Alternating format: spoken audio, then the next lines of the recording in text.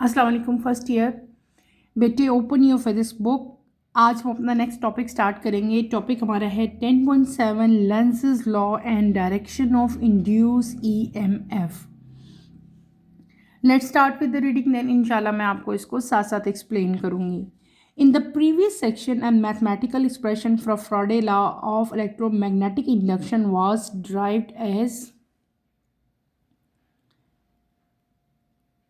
E is equals to minus n delta magnetic flux divided by delta T.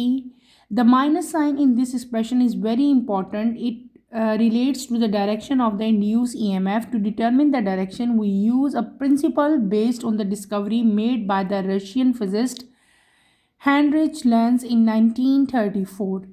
He found that the polarity of an induced EMF always produces an induced current that opposes the change in magnetic field that causes the EMF.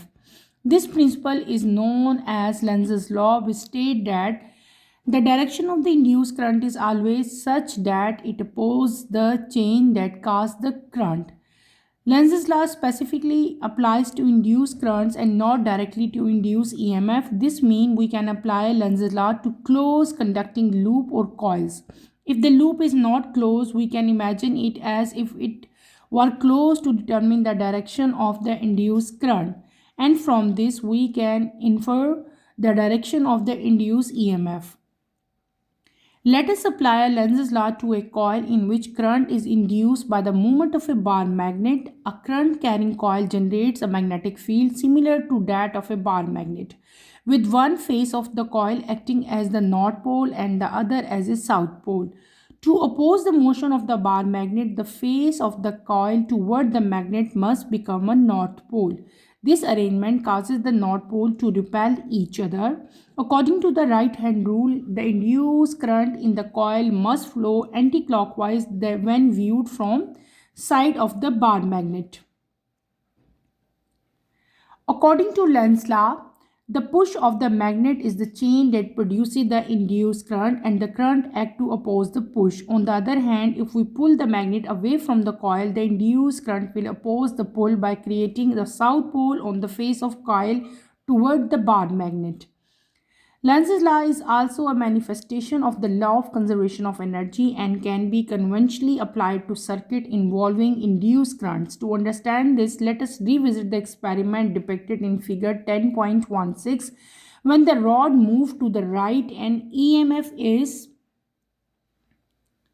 induced in it, causing an induced current to flow through the loop in anti-clockwise direction. Because the current carrying rod is moving within the magnetic field, it experiences a magnetic force Fm with the magnitude of Fm is equals to ILB sine 90.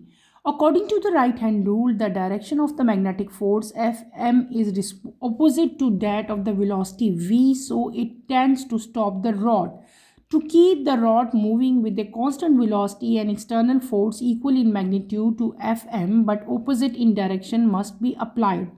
This external force provides the energy necessary for the induced current to flow. Thus, electromagnetic induction adheres to the law of conservation of energy.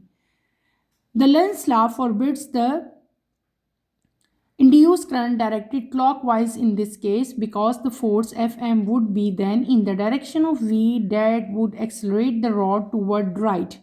This in turn would induce a stronger current. The magnetic field due to it also increases and the magnetic force increases further. Thus, the motion of the wire is accelerated more and more. Starting with a minute quantity of energy, we obtain an ever-increasing kinetic energy of motion apparently from nowhere. Consequently, the process becomes self-perpetuating, which is against the law of conservation of energy.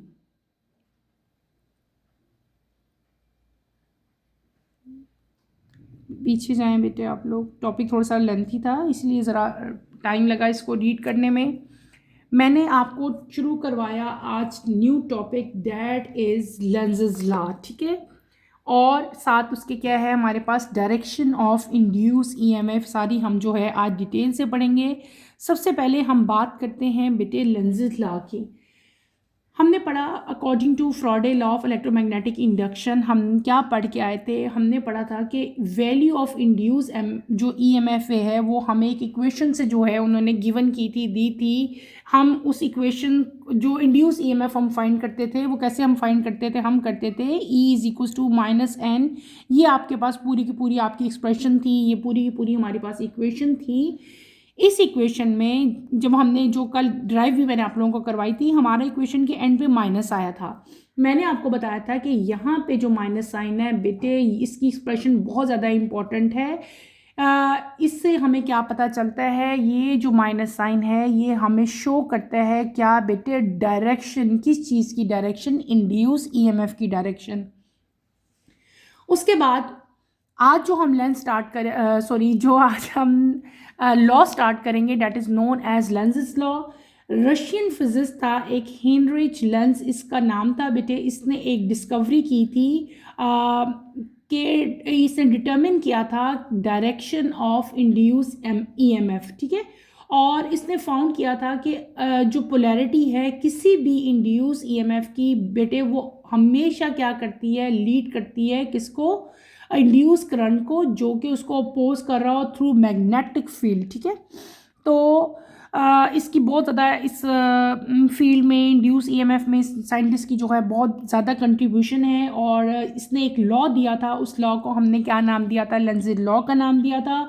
उस law की statement क्या थी कि जो induce current की direction है बेटे, वो ऑलवेज इस मैनर में होती है, इन सच अ मैनर कि वो क्या करेगी, वो उस चेंज को अपोज करेगी, वो चेंज जो करंट को कॉज करता है, ठीक है। उसकी स्टेटमेंट क्या है, आपकी बुक में इसकी स्टेटमेंट दी हुई है, the direction of the induce current is always such that it opposes the change that cause the current. यानी कि इंड्यूस करंट का बेटे जो उसकी डायरेक्शन है ना, वो हमेशा ऐसी होगी कि वो उस चेंज को अपोज करेगी, जो चेंज क्या चीज़ प्रोड्यूस कर रही है, करंट प्रोड्यूस कर रही है। तो ये उसकी स्टेटमेंट है। ये स्टेटमेंट आपने एज इट इज़ ही लर्न करनी है, इसको आपने स्टेटमेंट को। फिर उसके बाद हमारे पास आता है कंडीशंस। वो कौन सी कंडीशंस हैं जो हम लोग लेंज़ेस लॉ में अप्लाई कर सकते हैं। There are two type of condition, दो टाइप की कंडीशंस हैं बेटे जो हम इस लॉ के ऊपर अप्लाई कर सकते हैं। वो दो कंडीशन कौन कौन सी हैं, ठीक है। नंबर वन, मैं वन बाय वन आपको बताऊंगी। नंबर वन कंडीशन क्या है कि लेंज़ेस लॉ जो है बेटे, ये रेफर करता है to induce current, not to induce EMF. पहली कंडीशन है, ये सिर्फ और सिर्फ ये जो लेंज़ेस लॉ है ये रेफर करेगा किस चीज़ को बेटे, इंड्यूस करंट को, और it not refer to induce EMF. ये सिर्फ और सिर्फ किसको अप्लाई कर सकते हैं, इस लॉ को हम लोग इंड्यूस करंट पे अप्लाई कर सकते हैं, और इंड्यूस ईएमएफ पे हम इसको अप्लाई नहीं कर सकते। इसका मतलब ये क्या हुआ कि इसको हम लोग अप्लाई करेंगे directly to close conducting loops. वो लूप्स या वो कॉइल्स बेटे जो क्लोज होती हैं ना, सिर्फ और सिर्फ उनके ऊपर हम लेंस लॉ को अप्लाई कर सकते हैं। दूसरा यहाँ पे जो कंडीशन आती है इस लॉ की, वो क्या चीज़ है कि अगर लूप जो है वो क्लोज ना हो, if the loop is not close. मैंने आपको बताया ना कि हम सिर्फ उनके ऊपर उन कंडीशंस पे अप्लाई करते हैं जहाँ पे आपका कॉयल या लूप जो है वो क्लोज हो। लेकिन अगर आपका कॉयल या लूप जो है वो क्लोज नहीं होती, तो हम क्या करेंगे, हम इमेजिन करेंगे कि अगर वो क्लोज हुई, then from the direction of induce current, तो अगर वो मतलब क्लोज नहीं है ना, तो फिर हम क्या करेंगे, वी कैन इमेजिन कि वो क्लोज है, और देन हम क्या करेंगे, डायरेक्शन ऑफ इंड्यूस करंट से हम इंड्यूस ईएमएफ का डायरेक्शन फाइंड कर लेंगे। क्लियर है। मैंने क्या कहा, अगर वो क्लोज नहीं है तो ओनली वी कैन इमेजिन, ठीक है। और फिर हम क्या करेंगे कि बेटे जो इंड्यूस करंट की डायरेक्शन होती है उसकी डायरेक्शन से हम लोग इंड्यूस ईएमएफ की डायरेक्शन को फाइंड आउट कर सकते हैं। तो हमने क्या कर लिया, हमने पढ़ लिया व्हाट इज़ लेंज़ेस लॉ, लेंज़ेस लॉ की स्टेटमेंट की, और उसकी दो मेन कंडीशंस मैंने आपको बताई। एक पहले हमने पढ़ा फॉर, हमने देखा उसकी पहली कंडीशन, जब आपके पास जो आपके लूप्स हैं या कॉइल्स हैं वो क्या होंगे, आपके क्लोज मतलब कंडक्टिंग लूप हैं या कॉइल हैं। और दूसरी कंडीशन किस लिए थी, जब आपके कॉइल्स या लूप जो हैं वो क्लोज ना हों। देन उस केस में क्या होगा। तो ये दो डिफरेंट यहाँ पे कंडीशंस हैं। आगे हम बात करते हैं इसकी एक्सप्लेनेशन की, लेंज़ेज लॉ की, कि लेंज़ेज लॉ जो है वो किस चीज़ को बेटे एक्सप्लेन कर रहा है। कॉमन एग्जांपल यहाँ पे आपको दी हुई है करंट कैरिंग कॉयल की। अगर आपके पास कोई भी करंट कैरिंग जो है बेटे, अगर वो कॉयल हो जो कि मैग्नेटिक फील्ड को प्रोड्यूस करी हो, like that of bar magnet. यहाँ पे देखो बार मैग्नेट बना भी हुआ है, यहाँ पे नॉर्थ पोल है, ये साउथ पोल है, ये आपको वी की डायरेक्शन दी हुई है, ये डिफरेंट टाइप की मैग्नेटिक लाइन्स हैं यहाँ पे सारी, और मैग्नेटिक फील्ड प्रोड्यूस हो जाती है, आपको पता है इसके इर्द गिर्द। तो हमने क्या यहाँ पे आपने सपोज करना है कि आपके पास एक करंट कैरिंग कॉयल है जो कि मैग्नेटिक फील्ड प्रोड्यूस कर रही है just like that of bar magnet, ठीक है। वन फेस कॉयल का जो है वो एक्ट करेगा एज ए नॉर्थ पोल, और दूसरा जो फेस है वो उसका एक्ट करेगा एज ए साउथ पोल, ठीक है। अगर कॉयल को, जो कॉयल है बेटे वो अपोज करे मोशन ऑफ बार मैग्नेट को, तो जो कॉयल का फेस होगा वो किसकी तरफ होगा, कॉयल का फेस जो है वो होना चाहिए टूवर्ड द मैग्नेट।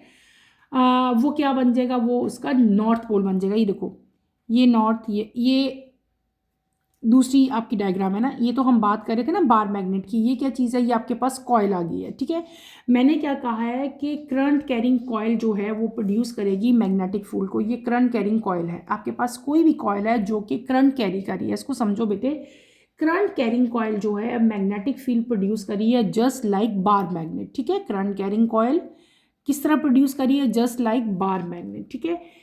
कॉयल का एक फेस जो है वो एक्ट करेगा एज ए नॉर्थ पोल, और एक फेस एक्ट करेगा एज ए साउथ पोल, ठीक है। अगर कॉयल को अपोज किया जाए toward the motion of the bar magnet, ठीक है, तो जो कॉयल का फेस होगा टूवर्ड द मैग्नेट वो एक्ट करेगा, वो क्या कैसे एक्ट करेगा, इट बिकम नॉर्थ पोल। मैंने क्या कहा, वो किस तरह से एक्ट करेगा, इट बिकम नॉर्थ पोल। ये बातें आप याद रखोगे।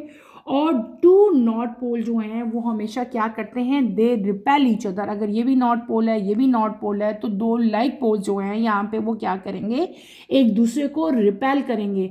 यहाँ पे हम क्या अप्लाई करेंगे बेटे, राइट हैंड रूल अप्लाई करेंगे कॉइल में, और उससे हमें क्या पता चलेगा, इंड्यूस करंट का पता चलेगा कि इंड्यूस करंट की जो डायरेक्शन है वो यहाँ पे क्या होगी, एंटी क्लॉकवाइज होगी। अगर हम उसको बार मैग्नेट के साइड से देखें तो ये जो डायरेक्शन है ना, ये आपकी डायरेक्शन जो इंड्यूस करंट की होगी वो क्या होगी, वो हमारी एंटी क्लॉकवाइज होगी। और ये डायरेक्शन हम कैसे फाइंड आउट करेंगे, ये डायरेक्शन हम फाइंड आउट करेंगे किससे, राइट हैंड रूल से। राइट हैंड रूल हम पढ़ के आ चुके हैं, ठीक है। अब हमारे पास यहाँ पे दो मेन इसके रिजल्ट्स आएंगे। क्या क्या रिजल्ट्स आ सकते हैं कि अगर if we push bar magnet, अगर हम अपने मैग्नेट को बेटे पुश करें to produce the induce current, तो करंट जो है वो अपोज होगा, अपोज करेगा किसको बेटे, बार मैग्नेट की मोशन को, by creating north pole on the face of coil. और दो चीज़ें यहाँ पे आप कर हम करेंगे ना। एक, हम देखो उसको समझो मैंने क्या कहा है, दो पॉइंट्स हैं। एक क्या चीज़ है कि अगर आप अपने मैग्नेट को पुश करो, दूसरी क्या चीज़ है, अगर आप अपने मैग्नेट को पुल करो। मैं यहाँ पे दो पॉइंट्स बताऊंगी, इनको आपने नोट करना है। एक क्या है, आपने बार मैग्नेट को पुश करना है, दूसरा क्या है, आपने बार मैग्नेट को पुल करना है।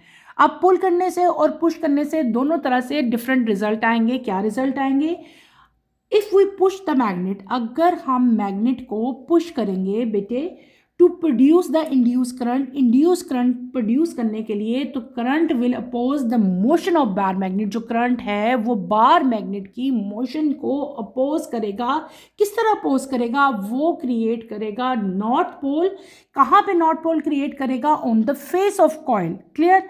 इसी तरह अगर हम इसका रिवर्स लेते हैं या हम इसका ऑपोजिट लेते हैं बेटे, अगर हम मैग्नेट को पुल करेंगे अवे फ्रॉम द कॉइल, पहले हमने क्या किया था, पहले हमने उसको पुश किया था, अब हम क्या कर रहे हैं, उसको पुल कर रहे हैं अवे फ्रॉम द कॉइल। तो इंड्यूस करंट जो है वो अपोज करेगा किसको, पुल को। किस तरह से, अब पहले उसने क्या क्रिएट किया था, पहले उसने क्रिएट किया था नॉर्थ पोल, अब वो क्या क्रिएट कर लेगा बेटे, अब वो क्रिएट करेगा साउथ पोल, ठीक है। और साउथ पोल कहाँ क्रिएट करेगा, on the face of coil toward the bar magnet. Clear हो गया। दो मेन यहाँ पे हमने पॉइंट्स पढ़े। एक हमने क्या पढ़ा कि अगर हम बार मैग्नेट को पुश करेंगे, दूसरी चीज़ मैंने आपको क्या बताई कि अगर हम बार मैग्नेट को पुल करेंगे, ठीक है। तो इसमें हमने क्या पढ़ा कि एक में तो क्या हो जाएगा कि आपके पास जो है करंट जो है वो अपोज करेगा मोशन ऑफ बार मैग्नेट को, ठीक है। और क्रिएट क्या होगा यहाँ पे नॉर्थ पोल, और दूसरे केस में जब हमने कहा था कि हम मैग्नेट को पुल करेंगे तो यहाँ पे बाय क्या चीज़ क्रिएट होगी, साउथ पोल क्रिएट होगा on the face of coil. Is that clear? ये दो मेन पॉइंट्स हैं जो आपने याद रखने हैं। उसके बाद आपके पास आता है कि लेंस लॉ जो है ये मैनिफेस्टेशन है किसकी, law of conservation of energy की भी, ठीक है। इसी ये जो हम अभी लेंसेज लॉ पढ़ रहे हैं, लेंसली लॉ जो है ये हमें जो हमारी जो लॉ होता है law of conservation of energy बेटे, उसकी स्टेटमेंट भी है। कैसे हम इसको कन्वेंशनली जो है अप्लाई कर सकते हैं डिफरेंट टाइप के सर्किट्स में जहाँ पे इन्वॉल्व हो इंड्यूस करंट्स, ठीक है। मैं क्या बता रही हूँ कि लेंज़ेज लॉ को हम इसकी स्टेटमेंट जो है it is also statement of conservation of energy, ठीक है। ये बात आपने याद रखनी है। और हम इसको जो है कन्वेंशनली जो है अप्लाई कर सकते हैं to the circuit involving induce currents. अब आपको हम किस तरह इसको अप्लाई कर सकते हैं, मैंने ये बात तो कर दी कि लेंज़ेज लॉ को जो है हम अप्लाई कर सकते हैं डिफरेंट टाइप के सर्किट्स में जहाँ पे इंड्यूस करंट इन्वॉल्व हो, लेकिन उसको हम लोग किस तरह से अप्लाई कर सकते हैं तो उसको एक्सप्लेन करने के लिए हम यहाँ पे दो डिफरेंट टाइप के जो हैं वो केसेस लेंगे। उन केसेस की डायग्राम मैं आपको ड्रॉ करके दिखाती हूँ और उनका रिजल्ट भी जो है मैं आपको सारा का सारा एक्सप्लेन करूँगी। तो let's start with the Lenz's law and the law of conservation of energy. One by one मैं आपको ये दोनों केसेस पढ़ाऊंगी, आप लोग मेरे साथ साथ ये दोनों केसेस करो, बहुत इजी हैं, ये डिफ़िकल्ट नहीं है, ठीक है। हमने पहले क्या पढ़ लिया, आपको मैंने सारा का सारा लेंसेज लॉ पढ़ाया, फिर मैंने डायरेक्शन बताई इंड्यूस ईएमएफ की, उसकी स्टेटमेंट की, हमने कंडीशंस पढ़ी लेंसेज लॉ की, ठीक है। अब हम क्या कर रहे हैं, हम पढ़ रहे हैं कि लेंसेज लॉ और law of conservation of energy दोनों इंटरलिंक किस तरह से हैं, ठीक है। उसको एक्सप्लेन करने के लिए हमारे पास यहाँ पे दो डिफरेंट केसेस हैं, ठीक है। क्या केसेस हैं वन बाय वन मैं पढ़ाऊँगी आपको। पहले हम यहाँ पे हेडिंग दे लेते हैं लेंसेज लॉ की, LENZ लॉ, ठीक है। केस वन, यहाँ पे हम पहले क्या करेंगे, केस वन, ठीक है। दो केसेस हैं। मैंने आपको क्या कहा कि लेंस लॉ जो है it is also a statement of law of conservation of energy, ठीक है। अब हमने दो डिफरेंट टाइप की अरेंजमेंट जो है वो कंसिडर करनी है। पहली अरेंजमेंट में हम क्या करेंगे, सिंपल वही डायग्राम जो बार बार हम बनाते आ रहे हैं उसी डायग्राम को मैं ड्रॉ करूँगी और आपको एक्सप्लेन करूँगी, ठीक है। क्या डायग्राम है, उसी तरह हम दो मेटल यहाँ पे स्ट्रिप्स बनाएंगे, ठीक है।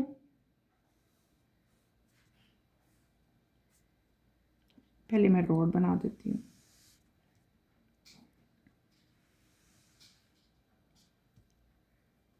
ये हमने एक रॉड बना दिया, स्ट्रेट लाइन नीचे, ये भी नीचे, ठीक है। इसको हम डबल कर देते हैं, क्लियर। यहाँ पे हमारा क्या हो जाएगा, आई यानी कि करंट, यहाँ पे डायरेक्शन इसकी रिवर्स हो जाएगी, डिफरेंट टाइप के यहाँ पे चार्जेस। यही डायग्राम बेटे हम रोज़ रोज़ ड्रॉ कर रहे हैं, सेम डायग्राम। फर्स्ट केस मैं आपको यहाँ पे पढ़ाऊँगी, ठीक है।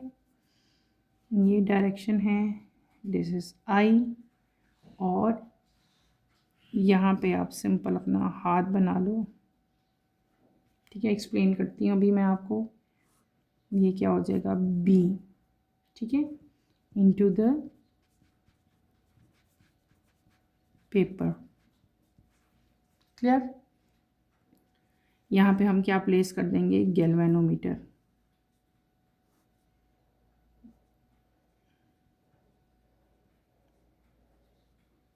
ठीक, जी, क्लियर है।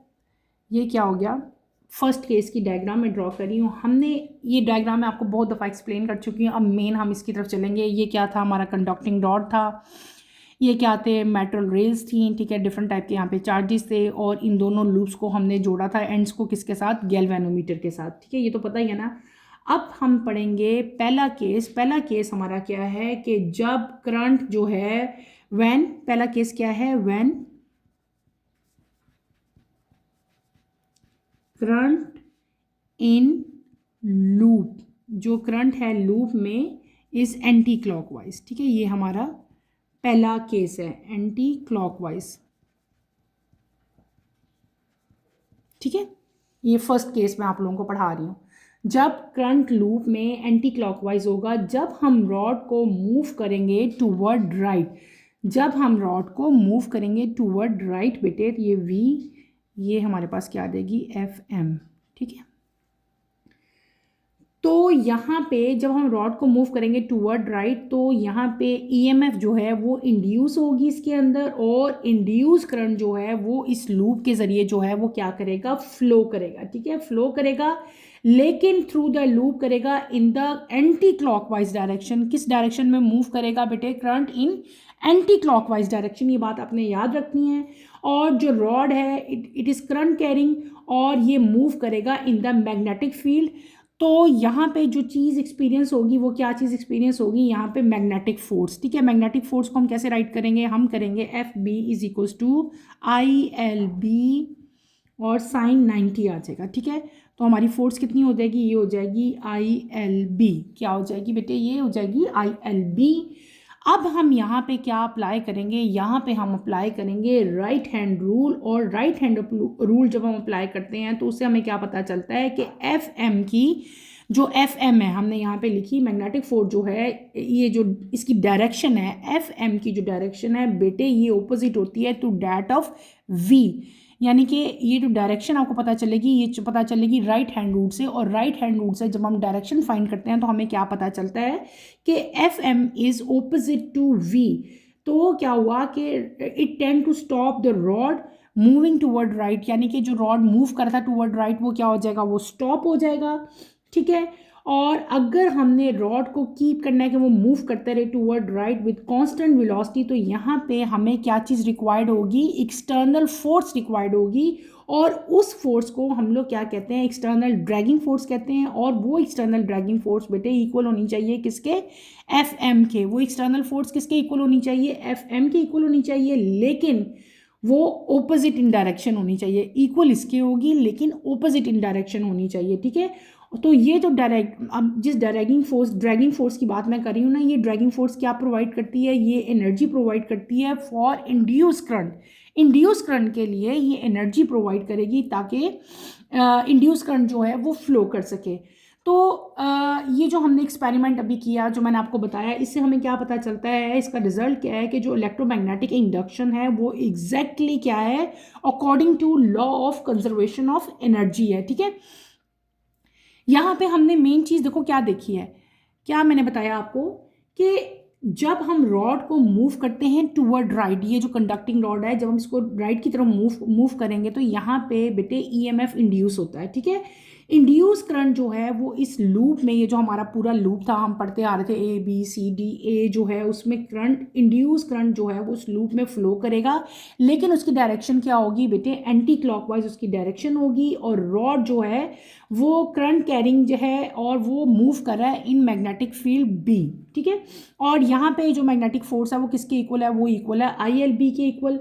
फिर मैंने आपको क्या कहा कि जब हम यहाँ पे राइट हैंड रूल अप्लाई करेंगे तो डायरेक्शन ऑफ एफ, हमें पता चलेगा कि जो डायरेक्शन है एफ एम की बेटे वो ऑपोजिट है टू डैट ऑफ वी।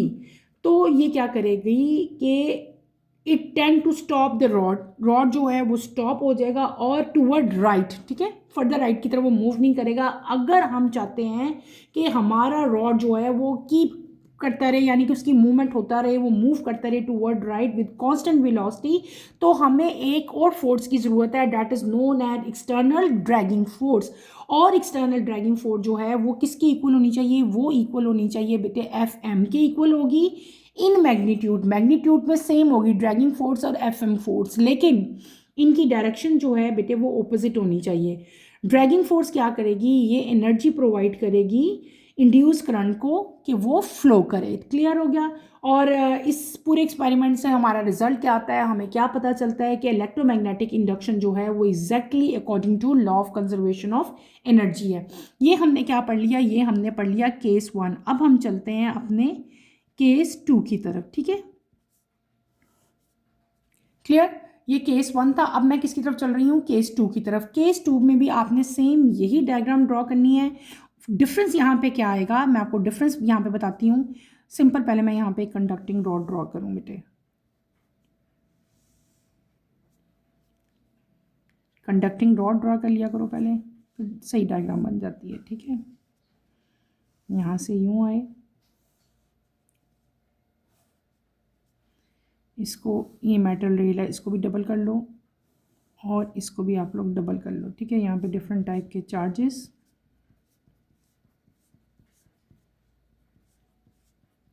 ये सेकंड केस की हम डायग्राम ड्रॉ कर रहे हैं। ये आपका कंडक्टिंग था। यहाँ पे देखो मैंने करंट की डायरेक्शन ये शो की थी ऊपर वाले में। ठीक है, ये थी ना करंट की डायरेक्शन। यहाँ पे डायरेक्शन सेकंड केस में अब रिवर्स होगी डायरेक्शन। अब हमारा करंट का फ्लो जो है वो इस डायरेक्शन में होगा। ठीक है, आई, और यहाँ पे पहले ये थी, अब क्या हो जाएगी, इसके भी रिवर्स आ जाएगी, आपकी ये डायरेक्शन हो जाएगी आई की। ठीक है, यहाँ पे उसी तरह हम क्या प्लेस करेंगे, जी प्लेस करेंगे। ठीक है, ये क्या हो जाएगा, जी हो जाएगा। अब ये डायरेक्शन भी अगर आप देखो तो ये अपवर्ड थी। केस 2 में ये डायरेक्शन भी आपकी क्या होगी, डाउनवर्ड होगी। ठीक है, इसको भी हम डाउनवर्ड शो करते हैं। और ये क्या है, ये आपका करंट है। ठीक है, यहाँ पे ये डायरेक्शन एक इस साइड पे थी और एक इस साइड पे थी, ऐसे थी इनकी डायरेक्शन। लेकिन जब सेकंड केस में ड्रॉ करी हूँ तो दोनों ही डायरेक्शन हम यहीं पे शो करेंगे। ठीक है, इसको थोड़ा सा बड़ा मैं शो, ये क्या है हमारा एफ एम हो जाएगा और ये क्या आ जाएगा आपका वी आ जाएगा। ठीक है, बिल्कुल सेम ऊपर वाली डायग्राम ही है, लेकिन यहाँ पे इस केस में हमारे पास सबकी डायरेक्शन मैंने क्या कर दी है, रिवर्स कर दी है। ठीक है, ये क्या है, हमारा सेकंड केस है जब करंट लूप में क्या होगा, क्लॉकवाइज होगा। यहाँ पे मैंने क्या लिखा था, when current in loop is anti clockwise. अब मैं यहाँ पे क्या राइट करूंगी, when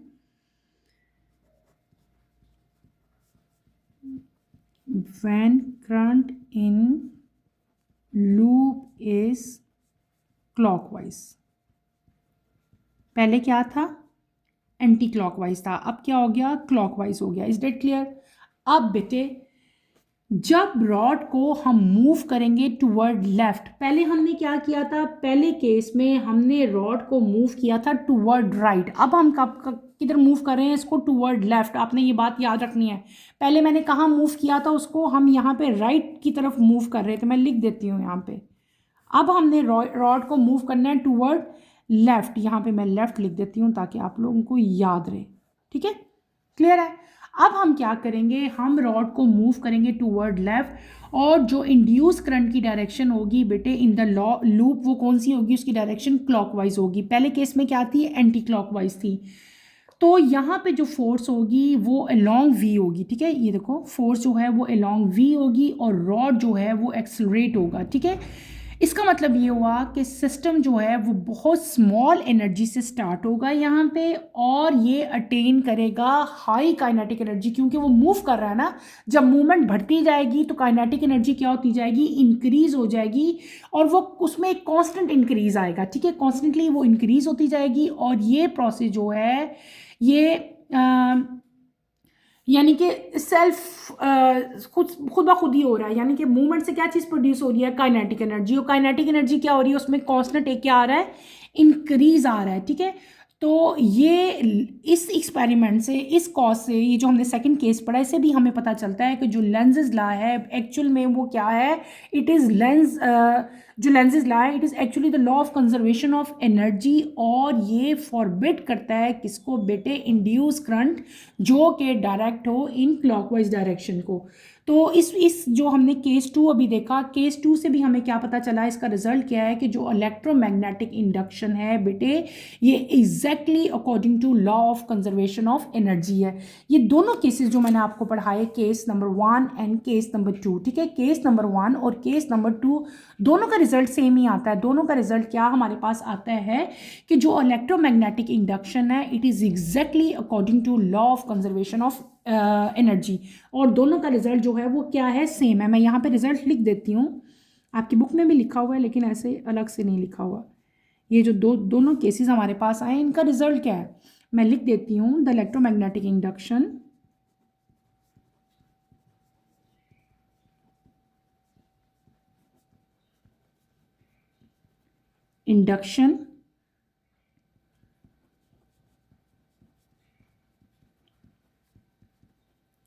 exactly according to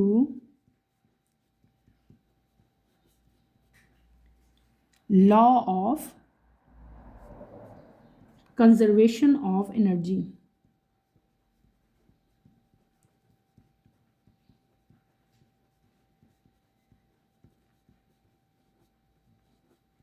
clear? ये क्या है, ये हमारे जो दोनों केसेस हमने स्टडी किए हैं उन दोनों केसेस का ये हमारा रिजल्ट आया। हमने क्या पढ़ा बेटे, आज के लेक्चर में मैंने आपको पढ़ाया लेंज़ेस लॉ। लेंज़ेस लॉ की हमने इंट्रोडक्शन की और उसकी इंट्रोडक्शन के स्टार्ट में मैंने आपको बताया फ्राडे का जो इलेक्ट्रोमैग्नेटिक इंडक्शन का लॉ था उसी को जो है हमने रिकॉल किया। देन हम लोग गए लेंज़ेस लॉ की तरफ, ठीक है, उसकी स्टेटमेंट मैंने आपको बताई और उस लॉ की दो मेन कंडीशंस जो थी वो मैंने आपको बताई।